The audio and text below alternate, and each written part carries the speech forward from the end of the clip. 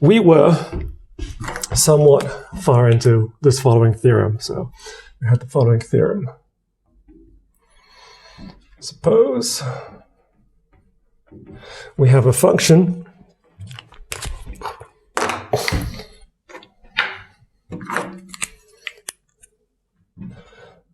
f, did I call it f?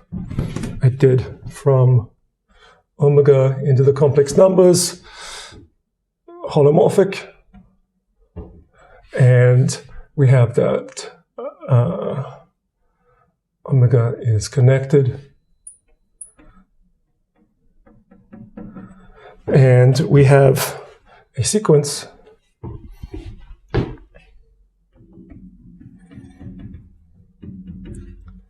Zn tending to some limit which I call W,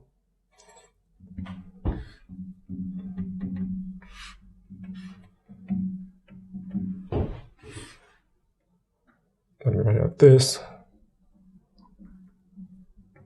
and W is belonging to omega, where f of Zn equals 0 for n.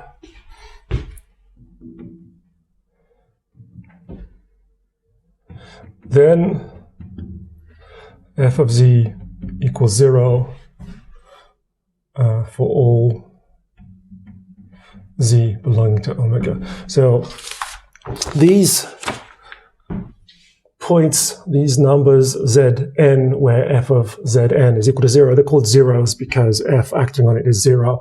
So what this says is that if we have an infinite collection of zeros inside our set omega, then any cluster point of that set cannot be inside omega. It has to be going off the edge. Okay, so we can certainly have infinitely many, but it cannot have its cluster point inside omega. Okay, otherwise the function is just trivial. It's just identically 0 everywhere. How do we prove this? We took the Taylor expansion around W. So take Taylor. So I'm just going to write down the things we've established to somewhat quickly get to that point. And had to leave, so there's a fair bit that I talked about that I'm going to repeat, but just quite briefly. Take a W, take a Taylor series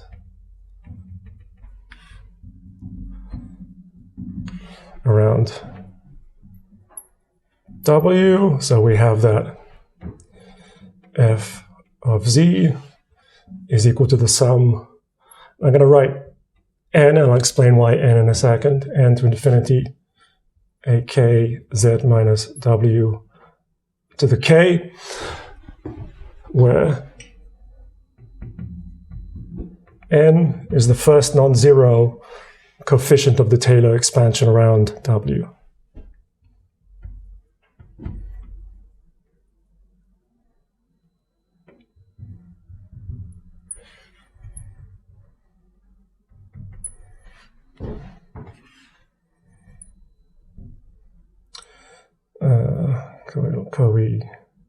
I don't know, spell these things. Coefficient, however that's spelled, okay? And clearly this thing can't be A0 because we know that just by continuity that f of W equals 0, right? So that for sure means that A0 is 0, yeah? So the first non-zero Taylor coefficient could be A1, could be A2, okay? But it has to be something, yeah? It has to be something, yeah? Because if it's not something, then there is a little ball around W, let's make W here, where the thing is identically equal to 0. And we're going to assume for the time being that there isn't. Okay, that's where we were. Yeah, well, that's partly where we were. Okay, so we look at this expression here, and then we write the following. So f of z, let's just factor out this z minus w to the n. Z minus w to the n, and then we're going to have the sum from k equals n to infinity of a k z minus w to the k minus n. Right? And what's that? Well, that is z minus w to the n, and then we have this first coefficient an, and then let's take the rest of these guys. So this thing is w right here.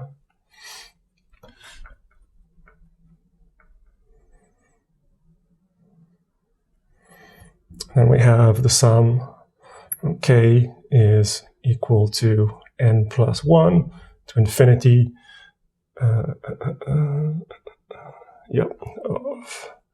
ak of z minus w to the k minus n. So all I've done is I've just written the first term here. So when k equals n, then z minus w to the k minus k, it's just z minus w to the 0, which is just 1. So I have this as the first term. That's all I've done. Yeah? Cool. And then this thing here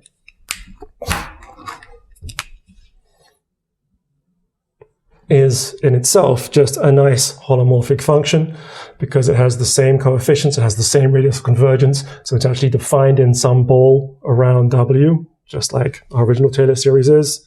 Yeah, and we call this function just g of z. Yeah, let's do that. And what do we know about it? We also know that when we stick in w into this expression, then we have that g of w is equal to 0, right? And g of w equals 0. Yeah, so g being holomorphic, it's also continuous. Yeah, so that means so long as we are close enough to w, then g of z is as small as we like. Yeah? Okay, cool. So since g is continuous, there exists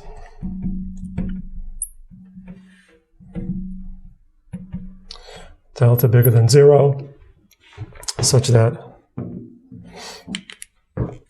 we can guarantee that the absolute value of any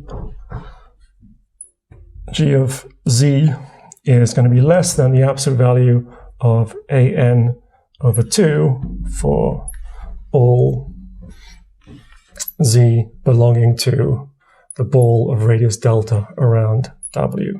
Yeah? Just by continuity. So, if we look at this expression right here, yeah, this thing here will always be less than half the absolute value of this thing. Yeah? Yeah? So we can never cancel this thing out. Yeah? Which means that this entire expression here,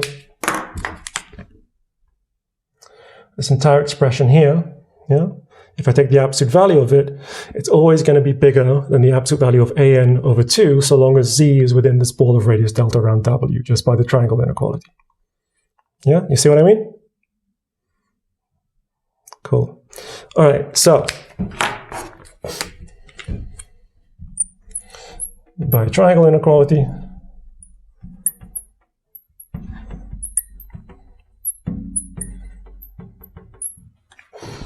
we have that f of z, absolute value, is bigger than the absolute value of z minus w to the n, and then the absolute value of this thing, which is always bigger than, well, let me actually write out this thing just for completeness. So it's bigger than this, absolute value of an minus the absolute value of g of z. Yeah?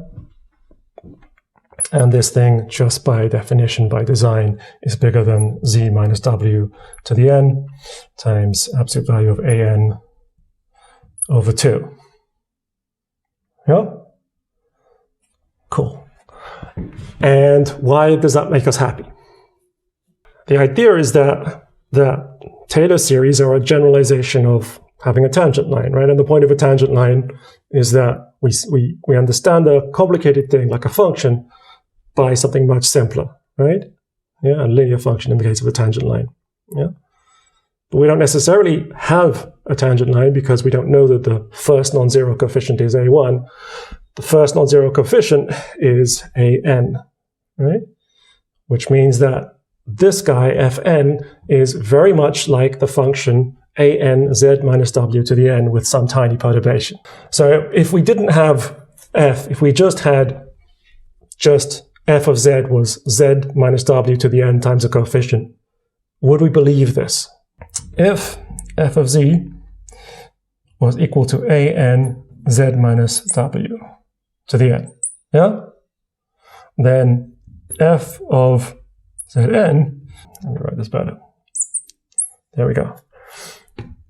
Once again, so, well, not once again, this time correct. So if this thing is equal to 0, then since n is not equal to 0, zn minus w is equal to 0. Yeah? But zn minus w is not equal to 0 because zn is not equal to w, it's approaching it. This thing can't be equal to 0. Okay? So this being the case implies that zn equals w, which is false. Okay? So that's if we have this simplified situation that f of z equals zn, z minus w to the n. Yeah? Which we don't have. But we have something which is almost as good, because the Taylor expansion means that on if we get very close to w, then basically the function is like its first non-zero term of its Taylor expansion. Yeah, that's what it means. Yeah, and that's what we've done here. What we've done here is say, okay, look, we've pulled out this guy here. So what we have is that f of z is like this first non-zero term, and then this thing here, which is just some perturbation, which is very, very small, right? It's just small because it's just a continuous function. It's a holomorphic function even, yeah, which is equal to 0 when we stick in w. So this thing here is a tiny, tiny, tiny perturbation from the main behavior, which is this behavior, yeah? And it's such a tiny perturbation, it can't possibly kill what would be happening. If we have something like this thing is not 0, then this thing can't make it 0. Do you see what I mean? And that's why we did this inequality right here. Yeah. So all that's required at this point is just to stick in just our points zk. So 0, which is equal to f of zk, right? And therefore also equal to the absolute value of f of zk, has to be bigger than or equal to this thing, zk minus w to the n times an over 2. Yeah? And again, the only way this can be equal to 0 is if this part here is equal to 0, because an is not equal to 0. So zk minus w is equal to 0, which implies zk is equal to w contradiction.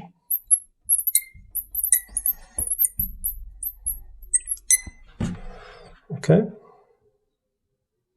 So if you don't have this main idea that all we're doing is taking the Taylor expansion and then looking at the first non-zero term, and then the first non-zero term looks like this, and that can't possibly allow for the fact we have a sequence of zeros tending towards our point w. If you're not happy with that fact, then this looks like a mysterious, clever choice of things, right? But if this is the thing you understand, if you understand that this is why this has to work, then all that stuff is just obvious details, yeah? Just obvious things to do, right? So I'm very keen that the strategy, the idea of this is clear to you, rather than the specifics of the details I've put in here. Okay, so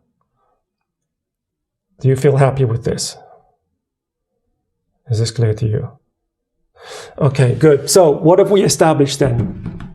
We said, let's take a Taylor expansion around W, yeah? Let's take the first non-zero coefficient, yeah, an, and then we get a contradiction. So what does that mean? What's the consequence of that? What does that tell us? So yes, within actually the radius of convergence of our particular Taylor expansion, right?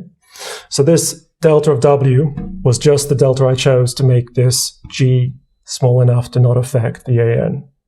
Yeah? Yeah. But we know that when we have a Taylor expansion, there is a radius of convergence where this thing exactly represents our function within that radius of convergence. That's what we learned, yeah? And if all the coefficients are equal to 0, then inside that ball, which which this is a subball of probably. No? It might be equal to the same radius, but it's probably a subball. Inside that ball, the entire thing is equal to 0. Yeah? So what we concluded is that there is an entire ball, yeah, of some radius. In fact, we don't know anything about the radius because we don't know about the coefficients, right? We can't explicitly estimate anything, but there is an entire little ball around W where the function is identically equal to 0. Yeah? So from the assumption that we have a sequence of points tending to this particular point, W, we have an entire little ball around W which is identical to 0. So that's not quite the entire thing, right? Because our claim is that the entire thing is equal to 0. Yeah? So I asked you to think about how we can actually get further. So let's think about what we know. Yeah? We know that if we have a sequence of points tending towards some point W, then there's an entire solid ball around W where the function vanishes completely. Yeah? That's what we know. Cool. Now, I'm going to raise the board. Think about, from that fact, yeah, and from the fact that we now have a solid ball where it's identical to 0, how are we going to conclude that the function's identically 0 over the entire connected set omega, connected open set omega? Think about that. And here's a hint. It's a topological fact. So think about the set of points Z such that f of Z is equal to 0. We now know it contains an entire ball around W. Think about the topological properties of that set. Okay? Okay, I raise the board, and then you tell me how we're going to continue after the board is clear.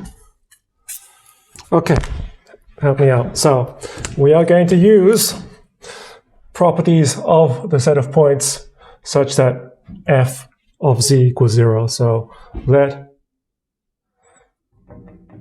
pi be the set of Z inside omega such that f of Z equals 0. Okay, tell me what topological properties of this thing allow us to actually complete the proof. It's closed. Why is it closed? Pi tilde with a set of points Z such that BR of Z intersect pi is not equal to 0. It's not equal to the empty set for every r bigger than 0. Okay. So this too is closed because, yeah. So pi tilde is a set of Z such that the ball of radius r around Z intersect pi is not equal to 0 for every r bigger than 0. So we have a Z, we take a ball of radius r, and there exists some non-zero pi, excluding the point Z itself. So we do the punctured ball. So there exists some non-zero intersection between the punctured ball, which is the set of things outside of Z, inside the radius of R, around Z, and W. So there exists some, pi, not W. There exists some pi in here for every single radius. My claim is that this thing is indeed closed because if we have a sequence, it's actually a subset by continuity of pi, right? This is a subset of pi. So we will also have that W has these points approaching it that are not equal to it that belong to pi. It's just a set of limit points of pi. So this and zk is not equal to W, so it's a non-trivial limit. So as zk by continuity belongs to pi, by definition,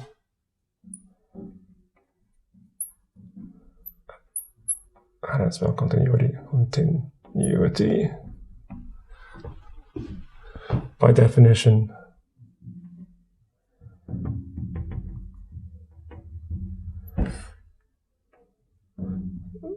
pi tilde, our limit point W belongs to pi tilde.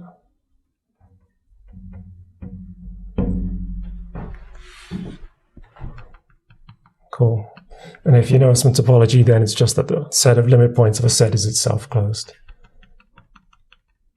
Yeah? Okay. Cool. So, this is a closed set. Now, we can use what we've learned before, because for every point in pi tilde, this is exactly a point which we were able to do this previous argument for. So, by the previous argument,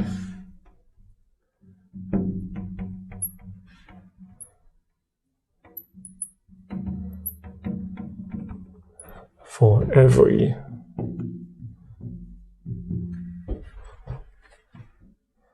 z, or let's call it w since we did it before, w belongs to pi tilde, there exists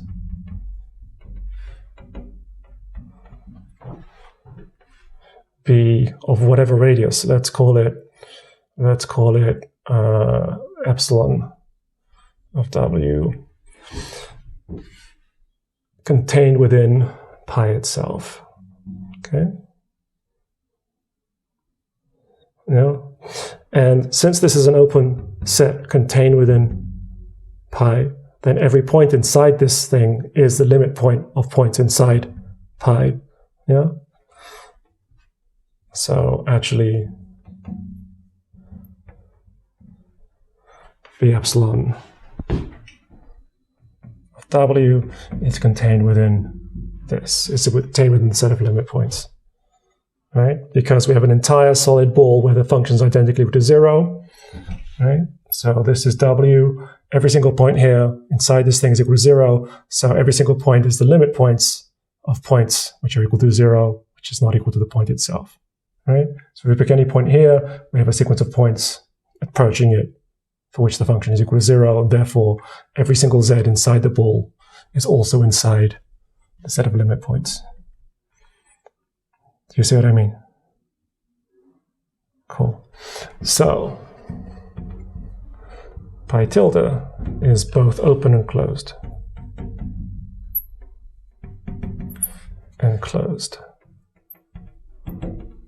Yeah? Okay. And this is a topological fact that if we have a set which is both open and closed inside a connected set, then it's the entire thing. Okay? So pi tilde is actually equal to omega by topology.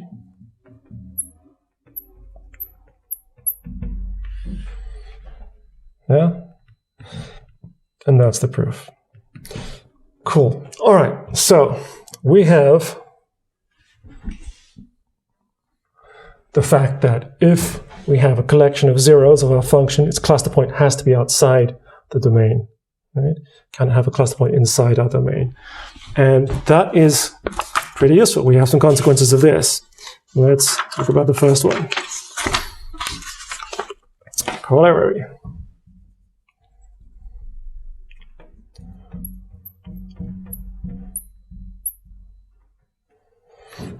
Suppose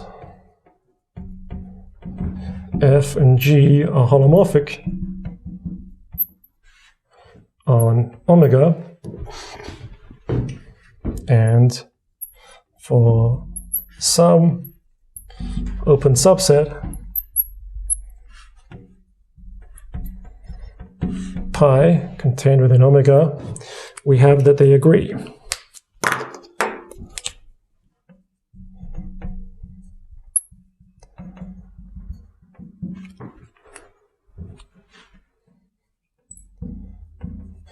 So open subset,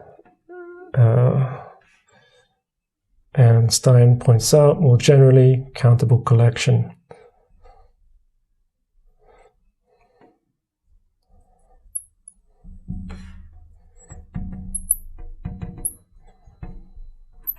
Countable set.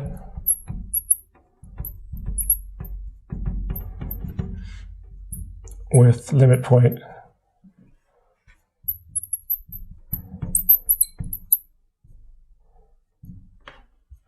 in omega. Okay.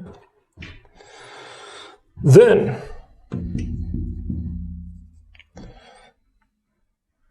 and this is connected.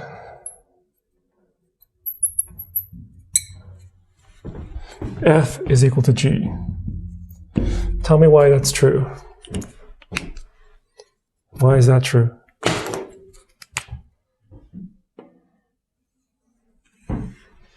Yep, proof. Consider f minus g. And that's it. If we just look at f minus g, yeah, then in the case when our hypothesis is that f and g agree on an open set, then f minus g is identically zero on an open set. So in particular, there exists a countable collection of points with limit points inside, such that this thing vanishes. And in the more general hypothesis, exactly the path theorem, yeah? And apply the path theorem.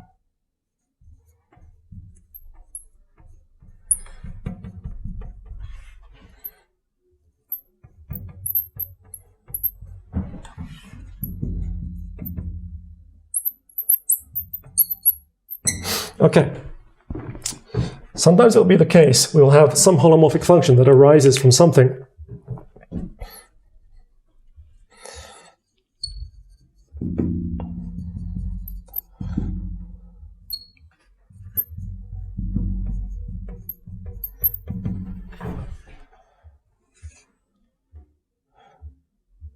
F holomorphic on omega, which is contained within some larger set, let's say pi, and capital F is holomorphic on pi like this, yeah?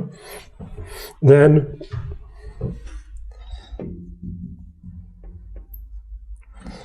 little f equals capital F on omega like this, right? Just immediate application of the last thing. And capital F is called the analytic continuation.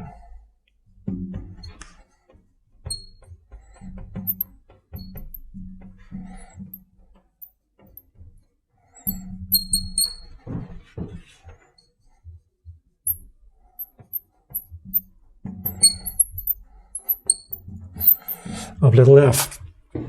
And this is very useful and powerful because you can often have some holomorphic function, and just because of other properties of holomorphic function, you can figure out that outside of the domain it's originally defined on, it can be extended. And that thing, this larger function which is extended, will tell you many interesting things about the original one. So the most classic example of this is this Riemann conjecture. So the Riemann conjecture is a conjecture about a particular series that is defined just on the real line, but it can be extended for all complex numbers which have positive imaginary part, just because the series will converge by easy reasons. And then it can further be extended to the entire complex plane by something called a functional equation. And so from a function on the real line, we end up with a holomorphic function defined in the complex plane, and a refinement of the prime number theorem would follow from proving a certain conjecture about the position of the zeros of that analytic function. Okay? So this was a huge problem in the, and it is still a huge problem. It's one of the $1 million problems.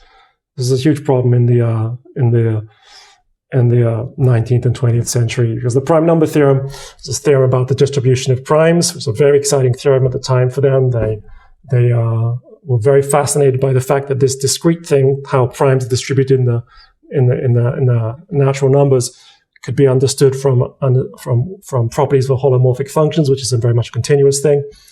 And there's a much sharper control of that if you can actually prove this particular property of this one specific holomorphic function you get from extending this series, which is originally defined just in the real line. Maybe I will give you some kind of a little aside about this at some point, because it's very cute. So yeah, in other areas of math, the fact that you can do this, you can have some problem and then create a holomorphic function out of it, and then your question comes down to understanding the holomorphic function, this is a very useful and very powerful thing. I don't know if people have heard of these British mathematicians, Hardy and Littlewood. They were very prominent mathematicians in the early part of the 20th century.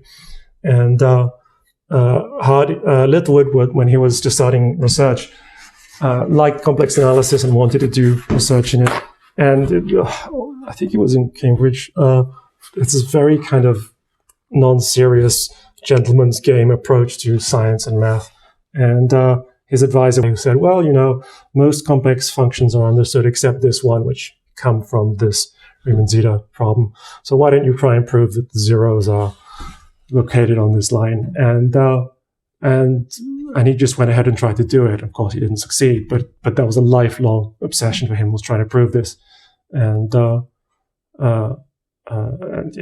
can imagine why. It seems like such an elementary question. We understand so many things about holomorphic functions. You'd think that this question could be answered. Okay, let's go forward. Talk about Morera's theorem.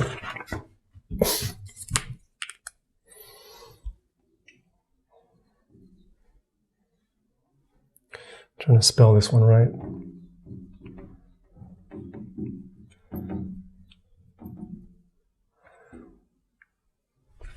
So, if f goes from the ball into the complex numbers, and for every triangle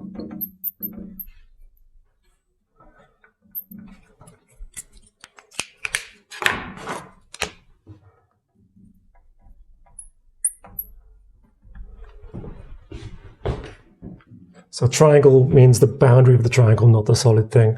We have that integral around the triangle equals 0.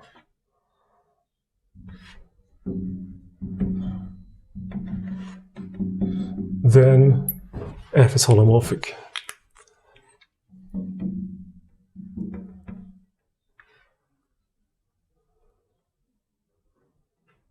Okay, so what we learned before was that if f is holomorphic, a differentiable on an open set, then it follows that the integral around every triangle is equal to 0. So we prove this in the case when we have a ball, but it's true in more general sets. But this is the same situation. We have a ball, okay, and now we have that the integral around the triangle is equal to 0, and this implies holomorphic, which is the opposite implication. Okay, and you had this for homework for the special case when we just had equilateral triangles, but via a different method, we're going to prove this under the stronger hypothesis that we have all triangles. Okay, and this is how we're going to do this. So proof. So we have our ball. Okay, and we have that every single triangle, the integral is 0. So we're going to define the primitive, or we're going to define a function like this. For any z inside the ball, we just take this L shape like this, or the L shape like this, up to this thing. So let's call this guy whatever. Let's call it gamma of z. Yeah, or we could call this one, say, pi of z. Yeah. So proof. Define this function f of z to be the integral over gamma of z of little f of zeta d zeta, like this. Yeah? We could also define it to be equal to the integral over pi of z, because by the fact that we have integral of every triangle is equal to 0, it's going to be exactly the same thing. Yeah, that's how this proof worked, because since the integral of every triangle is equal to 0, if we go up, across, and then down like this, it's equal to 0. And if we go across, up, and then down like this, it's equal to 0. Yeah? So Let's take the right color, blue. So this thing, this integral, yeah, is the same as going like this, yeah? Because this thing minus this part is equal to 0, yeah? So going like this is the same as going directly like this, yeah? And the same for this. If we go across like this, yeah, it's the same as going like this, because going across and then down is 0. So we can just go like this and get exactly the same answer. Yeah? Cool. So these things are the same, yeah? And therefore they're well defined. So there's no ambiguity about which we have to go left, or if you don't have to go horizontal or up or horizontal, it gives you exactly the same thing. So a well-defined function.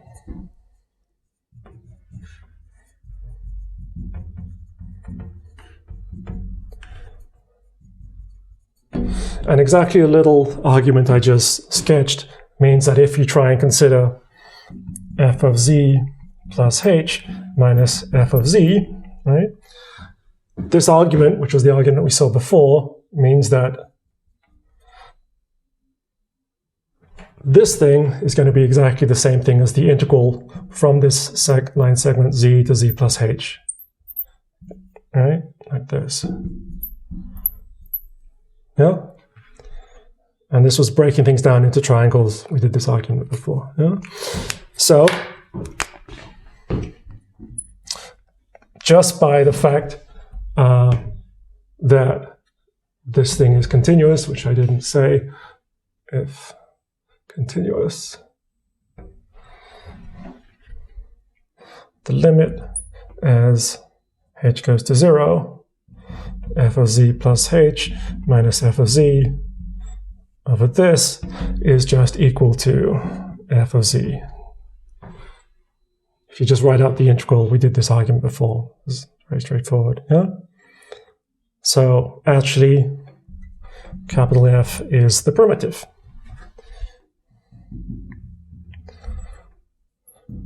And the only thing we need about this primitive is just that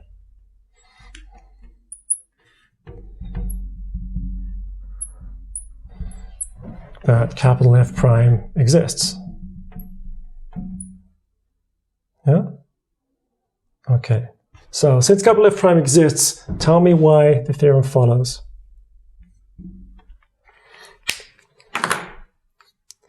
Why does it follow that just having the integral around triangles being equal to 0 means that the function is holomorphic? Again, what do we know about capital F if f prime exists? Is it a nice function? It is C infinity. Why?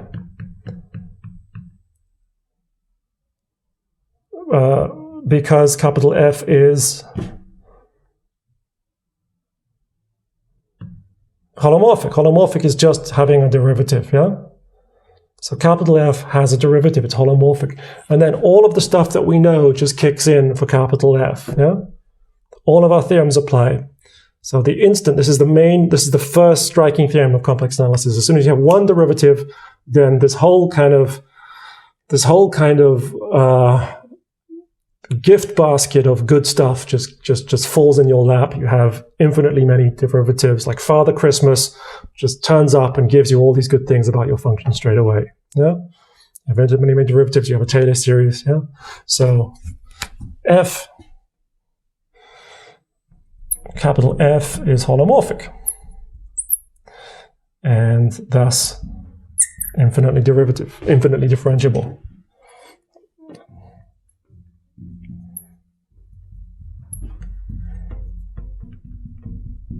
Yeah?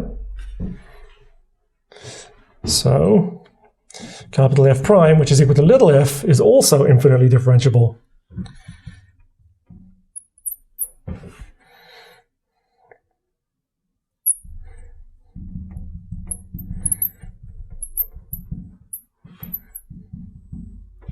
i.e. holomorphic. And that's it. Yeah? Cool. All right, so we have this nice kind of converse of the first theorem that kicked things off, which was by reducing things down into smaller and smaller triangles, we proved that if it was holomorphic, then the integral around the triangle was 0. Now we know the converse. Yeah? Yeah? If around every triangle it's 0, then it's holomorphic. And one of your homework exercises was to do this for an arbitrary equilateral triangle. If we tried to do this argument for an equilateral triangle, it wouldn't work, right? We wouldn't succeed. We can't even define this thing properly. We can't define this uniquely because we need to be able to use any triangle.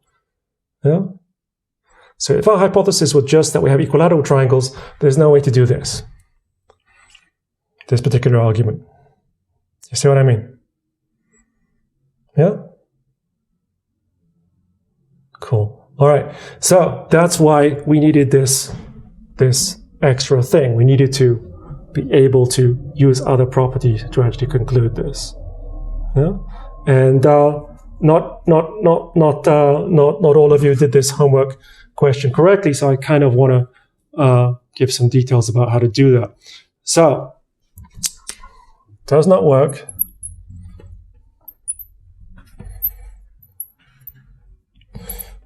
If we just had equilaterals.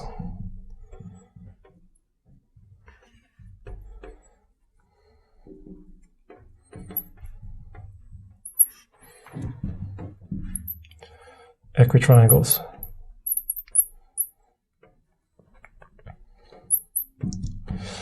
So let's give ourselves this hypothesis that we have this is true just for equilateral triangles, every equilateral triangle inside the ball, but let's give ourselves an additional hypothesis. The second derivatives of the u and v exists. So this is what I mean. So if we just have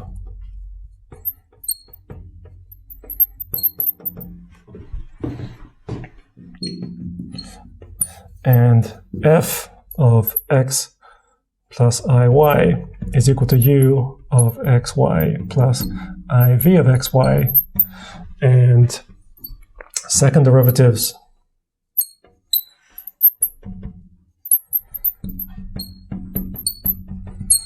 of uv exist, that's not enough to conclude it's holomorphic, right? Because we can just take any two functions, u and v, which are C2, and then just put this like this, yeah? And that's not going to imply it's holomorphic unless we have the Cauchy-Riemann equations, yeah? Yeah? So having the u and v have two derivatives does not mean this thing is holomorphic. We have to have some argument that if we have the thing vanishes on equilateral triangles, then this thing has to be holomorphic. So let me try and squeeze as much details as I can here. I raised the board. Let's try and work out how to do this. So the hint was to use Green's theorem. Green's theorem historically was the first theorem, but it's got a formulation that is less obviously understandable. So let's talk about divergence and Stokes theorems, which are exactly the same thing in two dimensions. So recap on divergence theorem.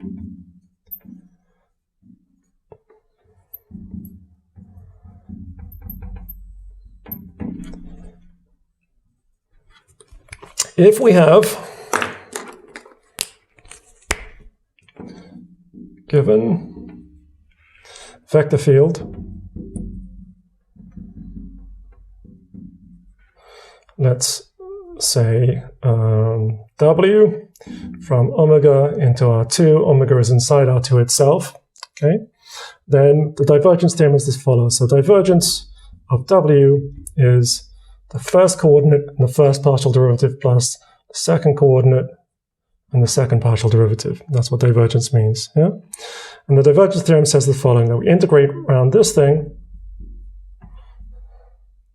I'm going to write dx, but x is now thought of as being in R2, so it's the two-dimensional integral around the solid thing. Yeah?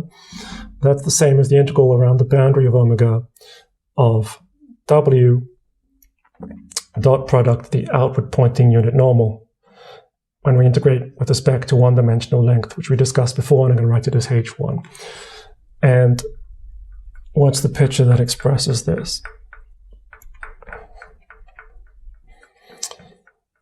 So if this is our set omega, okay, this is our vector field. These vectors are pointing like this, like this, like this, like this, like this, like this, like this, like this, like this, like this. And we take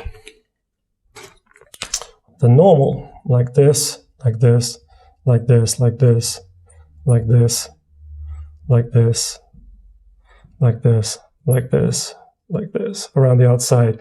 That is the outward pointing unit normal. This is gamma of this thing. Yeah. Then what happens when we look at this thing? So here, where the vector field dot product with the outward normal is positive, it means it's flowing out from the region. And here, where the dot product of the vector field with the outward normal is negative, it means it's flowing in. Yeah? So this expression here is kind of like how much is flowing through our domain, through the boundary of our domain. Okay? So if you think of W as being the velocity field of water, so imagine water moving around, then each point has a certain velocity field giving its direction. Then this quantity, integrating around the outside, is how much water is flowing out and flowing in. Yeah? And divergence theorem says that to understand this thing, we have to just calculate this thing, integrate this partial derivative, okay? Integrate this expression involving partial derivatives, yeah? And it's a generalization of the fundamental theorem of calculus, because the fundamental theorem of calculus is a very similar form, right? We integrate from a to b, derivative dx, and it's equal to f of b minus f of a. Yeah? So this guy is like this guy, because the boundary of the interval is just the points a and b. Yeah? So we think about this thing as being the generalization. So again, this thing is the special case of this thing, and I can show you why later if you want. And this thing is the special case of this thing. If you just take a vector field which just has one coordinate and you apply divergence on a rectangle, you get exactly back this thing here, right here. Okay? So this is the divergence theorem. And it has a kind of nice geometrical meaning. So in fluid dynamics, they talk about incompressible fields as being fields for which the divergence is equal to 0. If the divergence equals 0, you can see what that means. It means that you're not able to push more water into some particular closed region. You can't compress it. Yeah? Yeah? So the word incompressible makes sense so the word incompressible for vector fields whose divergence is 0 makes sense given the nature of divergence theorem. Yeah? Cool. So Stokes' theorem is at least in the plane is very similar, except that now we're going to integrate not with the normal but with the tangent. Not with the normal but with the tangent. Yeah? And if we do that, then this is Stokes' theorem. So let's do curl of a vector field W is minus dW W1, W2. So we're going to do minus W2, 1 plus W1, 2. Okay? And then Stokes' theorem is that when we integrate like this, the curl of W dx, that's the same as taking the integral around the boundary and taking W, and this time we dot product with the tangent T of x dh1, the tangent around the outside. Okay?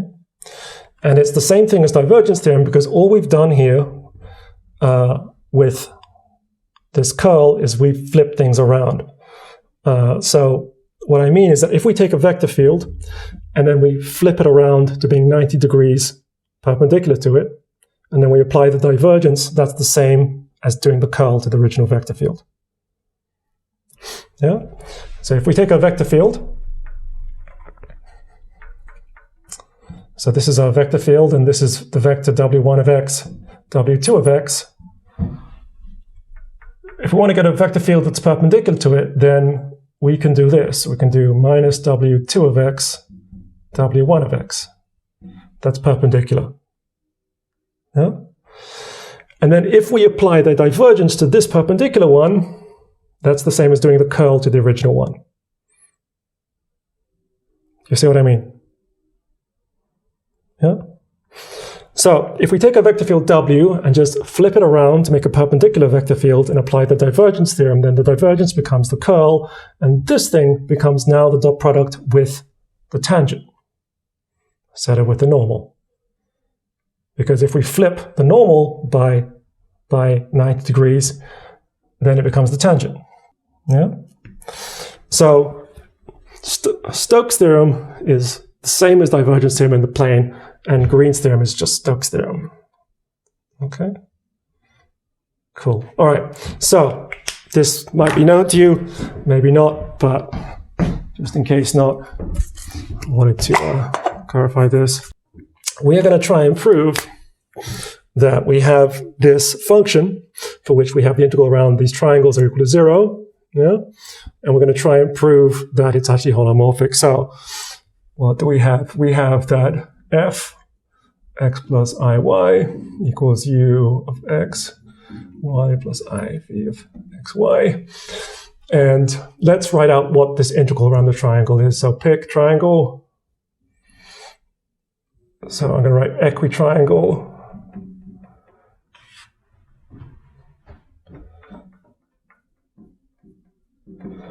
In the ball. And let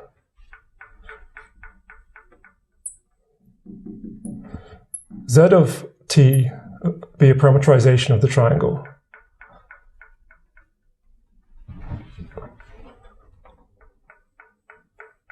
So I'm going to write from 0 to t, going into triangle. Bad choice. From 0 to a.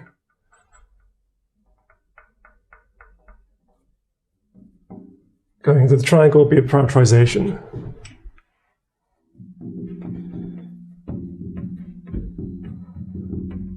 Then, what do we do? Well, the integral around the triangle of f dz is the integral from 0 to a f of z of t, z prime of t, dt, right? And what's this? This is equal to the integral from 0 to a of u of z of t plus iv z of t, z prime of t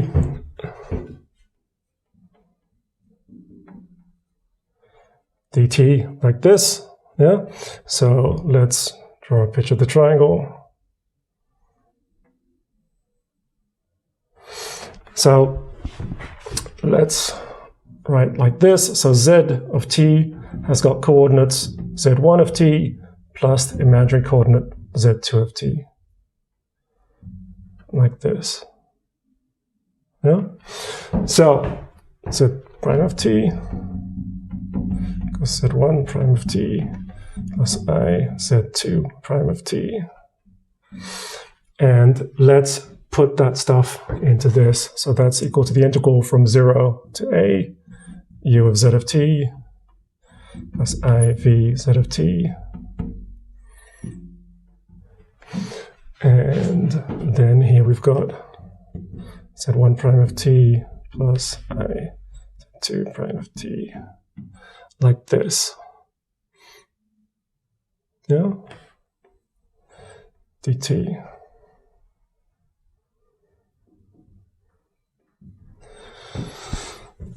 Cool. All right, let's look at this thing. If we multiply through and collect up the real and imaginary parts, what do we get? We get 0 to a. So we're going to have a real part from this. We're going to have u of z of t, z1 prime of t. The imaginary part from this, we're going to have v z of t. Oops, there'll be a minus because I times I, z2 prime of t. And then this thing here is, we're going to have a v z of t, z1 prime of t, and we have plus u z of t, z2 prime of t, right? dt. Yeah? And this all stuff is equal to 0 because that's the hypothesis, right? So this is equal to 0. So that means both the real and imaginary parts of these integrals are equal to 0. Yeah? So this part right here, let's call that A. When we just integrate this with respect to t, it's equal to 0, and this part right here, when we let's call this B, that part's also, when we integrate it with respect to t, is equal to 0. So let's just look at this individual expression right here. So A is equal to the integral from this thing, and let's write this as the dot product of u of z of t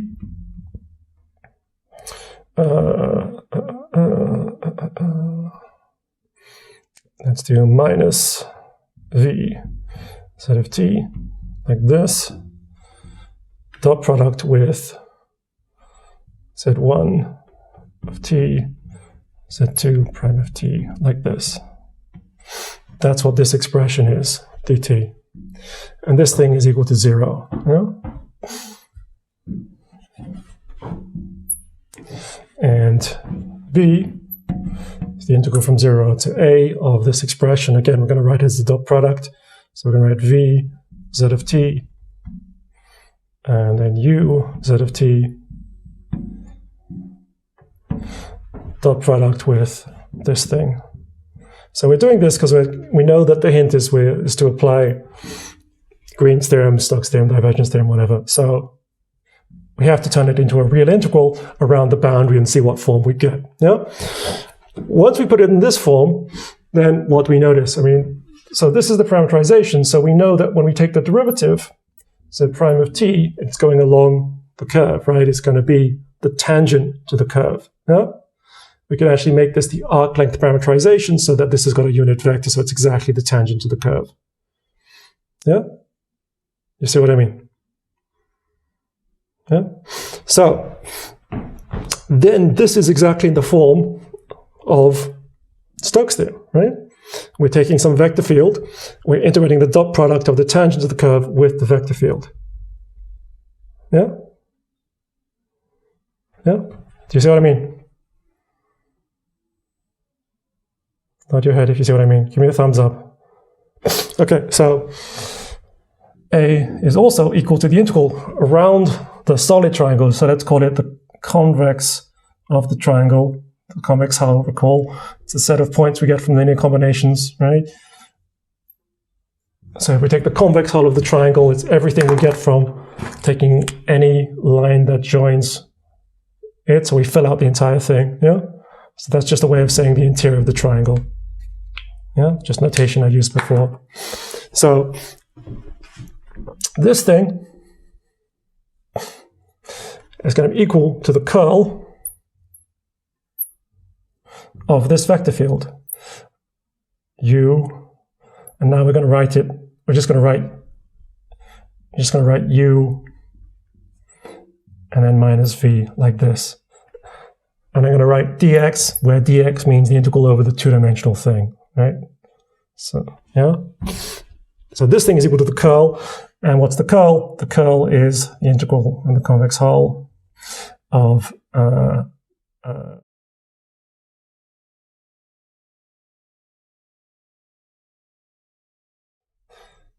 okay. Maybe I don't want to write x because I fear it's going to confuse you.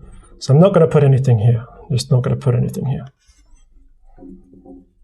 Like this.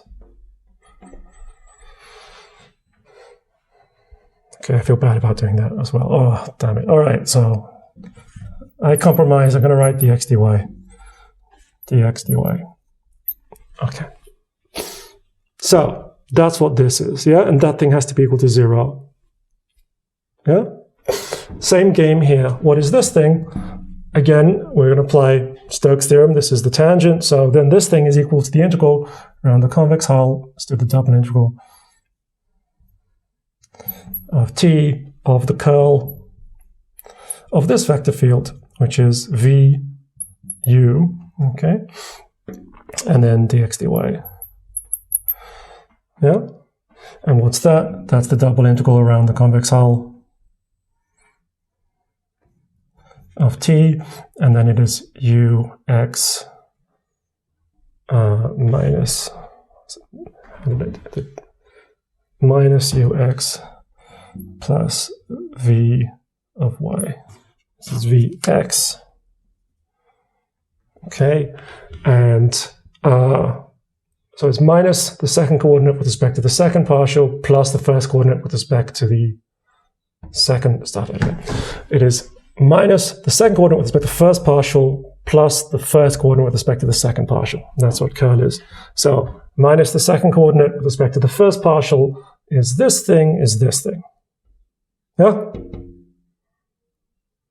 Cool. And then the first partial with respect to the second partial derivative is this thing with a y right here. Good.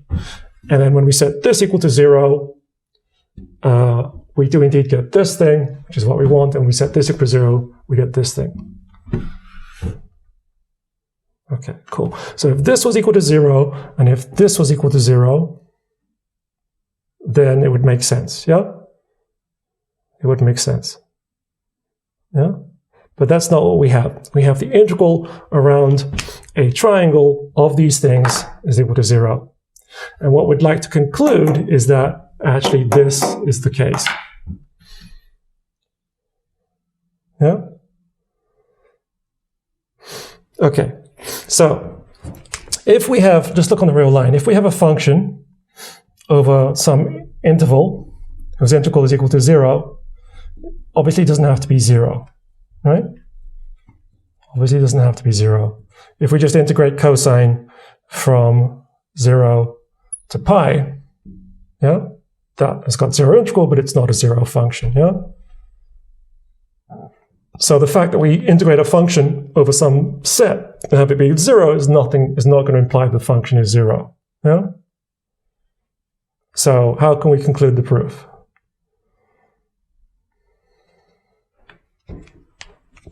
How can we conclude the proof?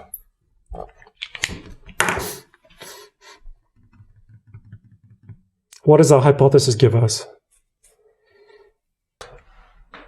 What kind of triangles could we apply this to? There is not, right? There is not. Yeah? There's no other restriction. Yeah? Okay, so suppose we have a function on the real line. Whatever. Let's make it more interesting. Suppose we have a function on the real line, and let's think of a kind of analogous situation. We have a function on the real line, and we integrate around every interval, and on every interval the integral is 0. Tell me about that function.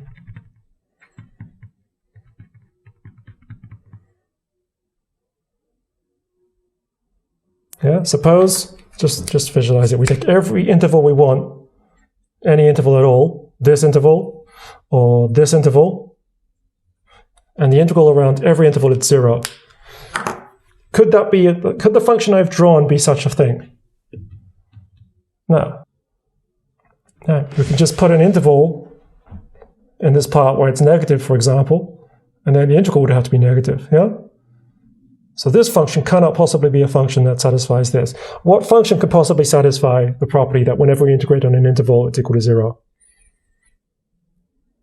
A 0 function. If we have any continuous function, right?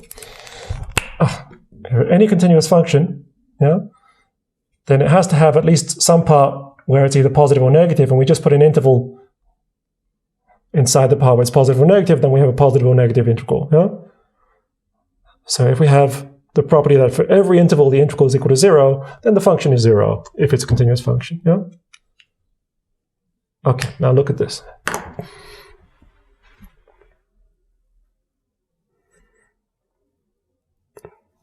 We don't have intervals, we have triangles. Yeah?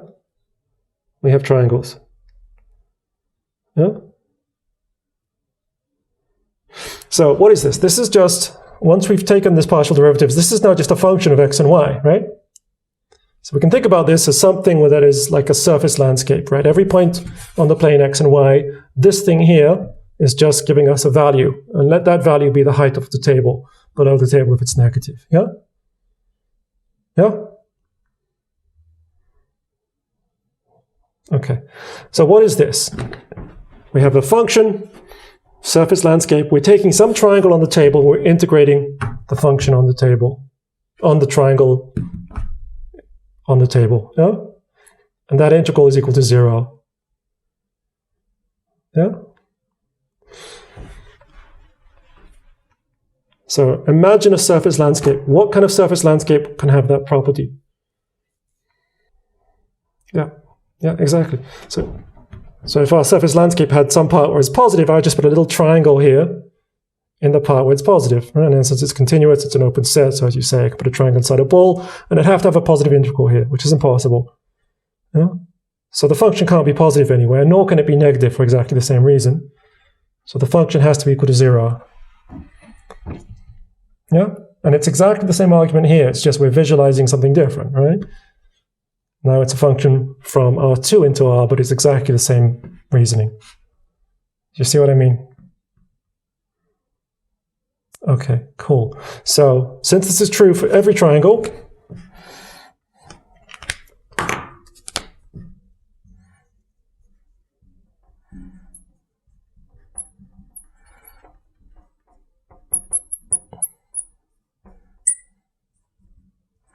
this implies that v of x equals minus u of y, and the same thing here. And this implies that u of x equals v of y, and therefore we have the Cauchy-Riemann equations. Okay, and it's a theorem I didn't tell you. It's actually a nice homework exercise. And if you have the Cauchy-Riemann equations for some function u, where the derivatives are continuous, then you can actually prove that that thing is complex differentiable. Okay. So we prove that if it's complex differentiable, it satisfies the Cauchy-Riemann equations. It's also true that there exists a converse. Okay. Cool. All right. So what is cool about this?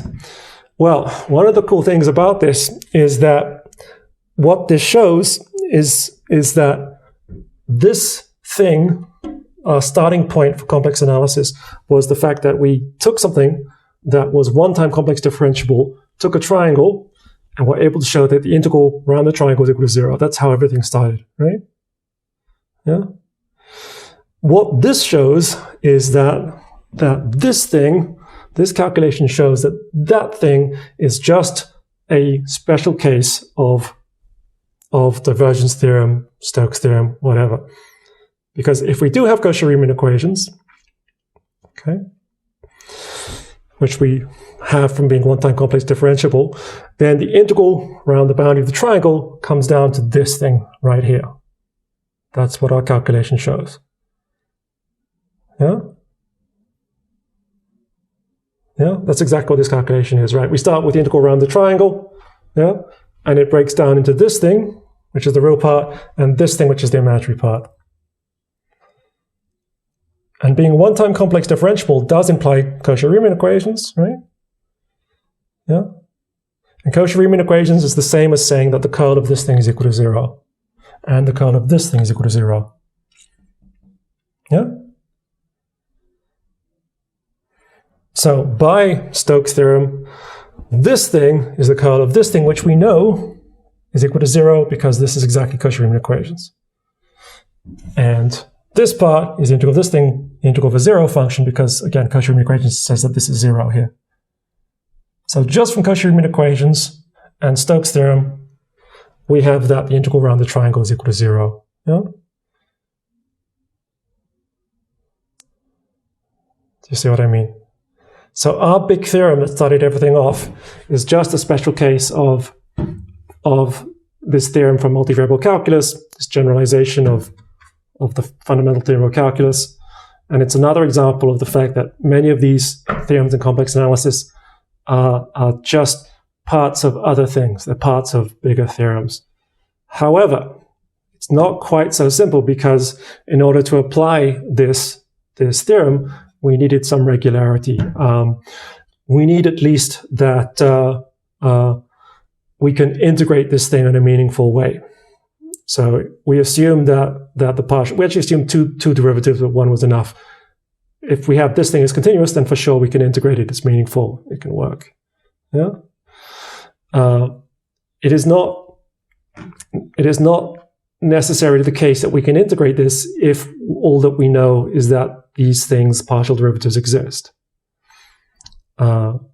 This is more in the realm of real analysis, but the fact that something's differentiable doesn't mean that the derivative is in any way a nice function. Yeah? And it's not clear that we can actually integrate it. So as you know, you've learned about Riemann integration. You can integrate things which have just finitely many or countably many point discontinuities. Yeah? Well, integrating a wider class of functions is possible with something called Lebesgue integral, which you're learning about now. But Lebesgue integral will not necessarily integrate the derivative of something that is one-time differentiable, because they can be very wild. So we need some hypothesis about the partial derivatives to actually do this. However, it is true that Stokes' theorem holds for things like this. So it is true that we can actually, this is a theorem, but you need a different notion of integration called Henstock or Kurzweil integral, I should say. So there's a notion of integration that allows you to exactly go this implication, but that's kind of a more advanced topic. But nevertheless, this is true. We can just deduce this fundamental theorem with a fancier notion of integration just from the fact that we have the Cauchy-Riemann equations exist. So again, the Cauchy-Riemann equations are satisfied. Okay. So yeah. Yeah, that's an interesting thing about this subject. These theorems are representations of larger theorems in this particular context of complex analysis. Okay, yeah, I've gone over time again. Apologies. So let's wrap it up.